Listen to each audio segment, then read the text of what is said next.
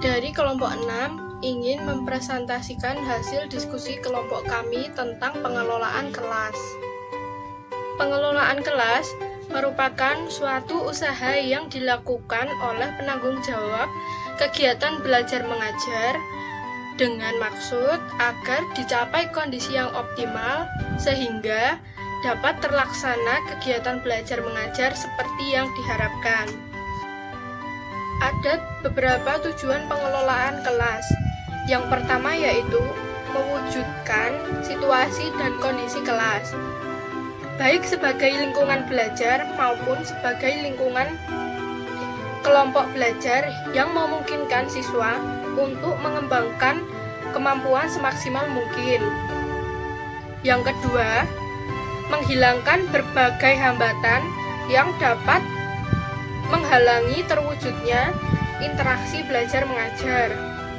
Yang ketiga, menyediakan dan mengatur fasilitas serta perabot belajar yang mendukung dan memungkinkan siswa belajar sesuai dengan lingkungan sosial, emosional, dan intelektual siswa dalam kelas. Baik, saya Elyasi Rayana Firdaus, NPM 227. Pendekatan dalam pengelolaan kelas. Menurut Syaiful Bahri, pendekatan yang harus dilakukan oleh seorang guru meliputi yang pertama, pendekatan otoriter. Dalam pendekatan ini, biasanya guru melakukan kesepakatan dengan peserta didik di awal pembelajaran mengenai apa yang harus dilakukan dan apa yang tidak boleh dilakukan. Kedua, pendekatan intimidasi. Pendekatan ini dilakukan ketika kondisi kelas benar-benar sudah tidak dapat dikendalikan. Ketiga, pendekatan permisif. Pendekatan permisif adalah pendekatan yang menekankan perlunya memaksimalkan kebebasan peserta didik. Keempat, pendekatan instruksional. Pendekatan instruksional adalah pendekatan yang mendasarkan kepada pendirian bahwa pengajaran yang dirancang dan dilaksanakan dengan cermat akan mencegah timbulnya sebagian besar manajerial kelas. Kelima, pendekatan pembelajaran. Pendekatan ini menganjurkan tingkah laku guru dalam mengajar untuk mencegah dan menghentikan tingkah laku anak didik yang kurang baik. Keenam, pendekatan resep. Pendekatan ini berbentuk rekomendasi yang berisi daftar hal-hal yang harus dilakukan atau yang tidak harus dilakukan oleh seorang guru apabila menghadapi berbagai tipe masalah manajemen kelas. Ketujuh, pendekatan tingkah laku. Prinsip utama yang mendasari pendekatan ini adalah perilaku. Perilaku merupakan hasil proses belajar. Kedelapan, pendekatan sosio-emosional. Pendekatan ini dibangun atas dasar bahwa pembelajaran yang efektif tergantung hubungan yang positif antara sesama peserta didik maupun guru dengan peserta didik. Kesembilan, pendekatan kelompok. Pendekatan kelompok membutuhkan kemampuan guru dalam menciptakan momentum yang dapat mendorong kelompok-kelompok di dalam kelas menjadi kelompok yang produktif. Kesepuluh, pendekatan elektis atau pluralistik. Dalam pendekatan ini, guru menggunakan variasi dari sudut pandang, prosedur, dan teknik sehingga dapat melayani masing-masing konsep sesuai dengan kebutuhannya. Kemudian, strategi pengelolaan kelas. Strategi menyusun rencana pembelajaran terdiri dari kepala sekolah melalui kebijakan yang dituangkan dalam tugas guru, mewajibkan para guru untuk membuat program mengajar yang berupa silabus, analisa materi pelajaran, program tahunan, program semester, dan rencana program pembelajaran. Strategi yang diterapkan oleh guru antara lain: pertama, menjalin hubungan baik dengan siswa. Kedua, berusaha memahami latar belakang siswa. Ketiga, penguasaan materi dan cara penyajian yang menarik. Keempat, penggunaan model mengajar yang bervariasi. Kelima, memberi pembinaan khusus bagi siswa bermasalah. Kemudian, pemberian motivasi terhadap siswa antara lain: pertama, khususnya siswa kelas akhir selalu diberi latihan soal. Kedua, pemberian tugas untuk praktek lapangan. Ketiga, mengikut sertakan siswa dalam kegiatan ilmiah. Keempat, mengkomunikasikan hasil belajar siswa melalui papan pengumuman maupun melalui pertemuan dengan orang tua. Kelima, pemberian reinforcement. Keenam, penggunaan media dalam pembelajaran. Ketujuh, pemberian layanan bimbingan. Dengan strategi seperti di atas, maka iklim di lingkungan sekolah memungkinkan terciptanya lingkungan belajar yang kondusif, sehingga siswa merasa senang dan betah berada di sekolah selama jam efektif kegiatan belajar mengajar.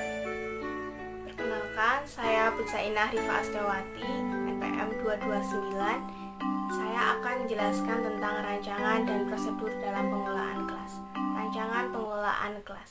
Rancangan dapat diartikan sebagai serangkaian kegiatan yang disusun secara sistematis berdasarkan pemikiran yang rasional untuk mencapai tujuan tertentu. Faktor-faktor yang mempengaruhi penyusunan rancangan pengelolaan kelas. 1. Pemahaman terhadap arti, tujuan, dan hakikat pengelolaan kelas akan memberikan arah kepada apa, mengapa, dan bagaimana harus berbuat dalam pengelolaan kelas. 2. Pemahaman terhadap hakikat siswa yang dihadapinya, yakni setiap saat seorang siswa akan memperlihatkan sikap dan tingkah laku tertentu dalam lingkungannya. 3. Pemahaman terhadap bentuk penyimpangan serta latar belakang tindakan penyimpangan yang dilakukan oleh siswa melalui identifikasi masalah penyimpangan yang dihadapinya. 4. Pemahaman terhadap pendekatan-pendekatan yang digunakan dalam pengelolaan kelas. Pemahaman ini akan menambah kemampuan dalam menyesuaikan pendekatan tertentu dengan masalah penyimpangan yang dihadapinya. 5. Pemilikan pengetahuan dan keterampilan dalam membuat rancangan pengelolaan kelas. Kelima faktor di atas merupakan hal-hal yang patut dipertimbangkan dalam penyusunan rancangan pengelolaan kelas. Prosedur pengelolaan kelas. Prosedur pengelolaan kelas menyangkut prosedur dimensi pencegahan dan dimensi penyembuhan. 1. Prosedur dimensi pencegahan. Tindakan pencegahan adalah tindakan yang dilakukan sebelum munculnya tingkah laku yang menyimpang yang mengganggu kondisi optimal berlangsungnya pembelajaran. Menurut Maman Rahman atau dalam Tim Dosen Administrasi Pendidikan tahun 2012-119 mengemukakan langkah-langkah pencegahan sebagai berikut. 1. Peningkatan kesadaran diri sebagai guru merupakan langkah yang strategis dan mendasar, karena dengan dimilikinya kesadaran diri akan meningkatkan rasa tanggung jawab dalam melaksanakan tugasnya. 2.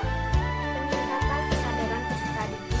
Interaksi positif antara guru dan peserta didik dalam proses pembelajaran terjadi apabila dua kesadaran guru dan peserta didik bertemu. Kurangnya kesadaran peserta didik akan menimbulkan sikap suka marah dan mudah tersinggung. 3. Sikap polos dan tulus dari guru.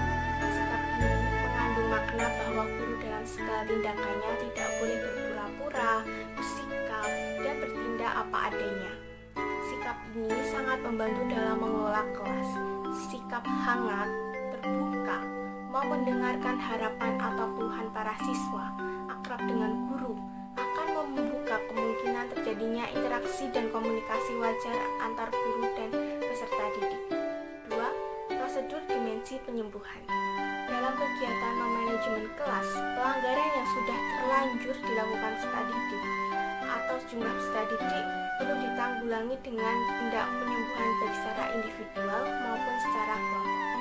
Menurut Ahmad Rohani, total 2010-262 mengemukakan langkah-langkah yang dapat dilakukan dalam tindakan penyembuhan sebagai berikut.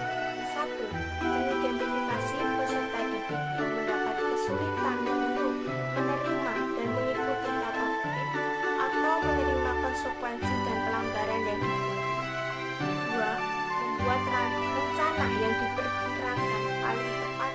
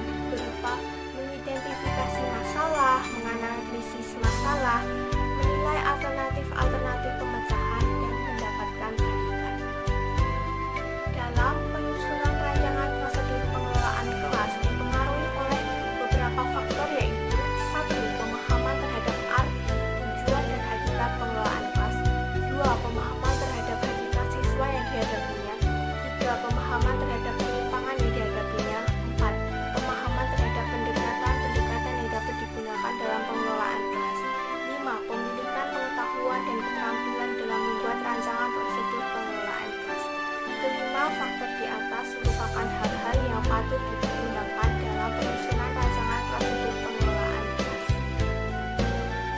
Saya Alifah Nadia Prasetya, NPM 191446232, akan mempresentasikan tentang teknik pengelolaan dalam pembelajaran kelas dan indikator keberhasilan dalam pengelolaan kelas. Teknik pengelolaan kelas adalah teknik dalam menciptakan dan mempertahankan kondisi kelas yang optimal guna terjadi proses pembelajaran yang serasi dan efektif. Adapun teknik-tekniknya adalah sebagai berikut. Yang pertama adalah teknik mendekati. Teknik ini dilakukan bila seseorang siswa mulai bertingkah. Satu teknik yang biasanya efektif yaitu teknik mendekati. Yang kedua adalah teknik memberikan isyarat.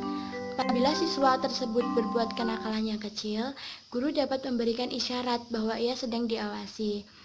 Isyarat tersebut dapat berupa petikan jari, pandangan tajam, ataupun lambaian tangan. Yang ketiga adalah teknik mengadakan humor. Jika ada insiden kecil, setidaknya guru memandang efek saja dengan melihatnya secara humoris. Guru akan dapat mempertahankan suasana baik, serta dapat memberikan peringatan kepada si pelanggar bahwa ia tahu apa yang sedang terjadi. Yang keempat adalah teknik mengacuhkan. Untuk menerapkan cara ini, guru harus luas dan tidak perlu menghukum setiap pelanggaran yang diketahuinya. Dalam kasus tertentu, tidak mengacuhkan kenakalan justru dapat membawa siswa untuk diperhatikan. Yang kelima adalah teknik menghimbau. Kadang-kadang guru sering mengatakan harap tenang. Ucapan tersebut dapat membawa hasil. Siswa memperhatikannya, tetapi apabila himbauan sering digunakan, maka mereka cenderung untuk tidak menggubrisnya. Dalam pengelolaan kelas, guru bisa melakukan pengorganisasian kelas, melakukan kegiatan komunikasi, kegiatan mentoring, dan seperti apa ketika menyampaikan pembelajarannya. Pengorganisasian kelas antara lain, yang pertama adalah mengatur tempat duduk sehingga memudahkan siswa untuk memandang ataupun berpindah. Yang kedua, membuat jadwal harian dan mendiskusikannya. Yang ketiga, siswa diberi janji sampai guru memaparkan secara jelas kegiatan yang akan datang. Yang keempat, mendorong siswa untuk bertanggung jawab dalam belajar, untuk tidak mengerjakan tugas-tugas